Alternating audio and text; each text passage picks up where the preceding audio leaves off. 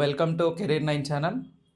So ఈరోజు మనం మనతో పాటు సంజయ్ గోదావరి యూనివర్సిటీలో ఫస్ట్ ఇయర్ చదువుతున్నాం నిఖిల్ కృష్ణ ఉన్నారు. సో తను ఖమ్మం నుంచి జాయిన్ అయ్యారండి మన through Venky's consultancy through. So తనని ఆ యూనివర్సిటీ ఫీడ్బ్యాక్ ఎలా ఉంది అంటే ఫస్ట్ సెమిస్టర్ అయిపోయింది కాబట్టి హాస్టల్ కావచ్చు, ఎడ్యుకేషన్ సిస్టమ్ కానీ ఎలా ఉందనేది మనం కొన్ని క్వశ్చన్స్ అడిగి తెలుసుకుందాం లైవ్లో. So hi Nikhil Krishna. Hi sir. So ఎలా ఉన్నావు? బాగున్నాను సార్. బాగున్నారా? సో ఎలా ఉంది యూనివర్సిటీ? యూనివర్సిటీ అయితే చాలా బాగుంది సార్.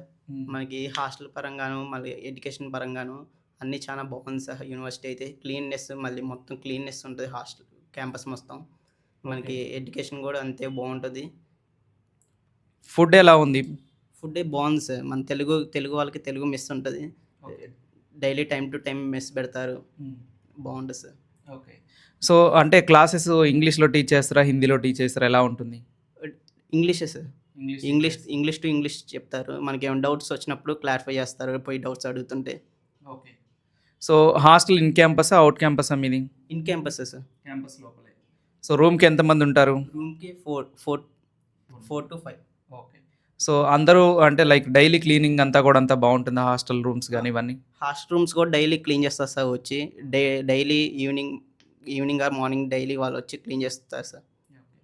సో ఈవెంట్స్ కానీ క్యాంపస్ లోపల స్పోర్ట్స్ కానీ ఎలా ఉంటుంది? స్పోర్ట్స్ ఉంటాయి సార్. స్పోర్ట్స్ అని ఈవెంట్స్ జరుగుతూ ఉంటాయి అప్పుడప్పుడు. మనం పార్టిసిపేట్ చేయాలి. అంతే. ఓకే. లైబ్రరీ కానీ ఫ్యాకల్టీ డౌట్స్ ఏమైనా క్లారిఫై చేయడం కానీ ఎలా ఉంటుంది? డౌట్స్ కూడా మనకి ఏమైనా డౌట్స్ వచ్చినప్పుడు డౌట్స్ క్లారిఫై చేయడానికి మనకి లెక్చరర్స్ ఉంటారు. మన తర్వాతకి లైబ్రరీ ఉంటుంది. లైబ్రరీ కూడా కాలేజ్ టైమింగ్స్లో లైబ్రరీ ఉంటుంది. మనకి లైబ్రరీ యూజ్ చేసుకుంటాం. మనకి ఏమైనా డౌట్స్ వచ్చినా కానీ మళ్ళీ లెక్చరర్స్ ఉంటారు. లెక్చరర్స్ వచ్చి డౌట్స్ క్లారిఫై చేస్తారు సార్. సో ఓవరాల్గా నీకు అంటే ఎవరైనా స్టూడెంట్స్ ఇప్పుడు జాయిన్ అవ్వే వాళ్ళకి ఏం చెప్తారు? జాయిన్ అవ్వమని చెప్తారా? ఎలా ఉంటుంది అనేది? జాయిన్ అవ్వచ్చు సార్. ఎందుకంటే చాలా యూనివర్సిటీ బాగుంది. మన ప్లేస్మెంట్స్ పరంగాను కొంచెం బాగుంది. మళ్ళీ ఎడ్యుకేషన్ బాగుంది. లెక్చర్స్ అందరూ మనకి మంచిగా సపోర్ట్ చేస్తారు. చదువు పరంగాను అట్లా ఉంటుంది సార్. సో అంటే ఎంత డిస్టెన్స్ అంటే ఇక్కడ నుంచి ట్రావెల్ అవ్వడానికి ఎంత టైం పడుతుంది?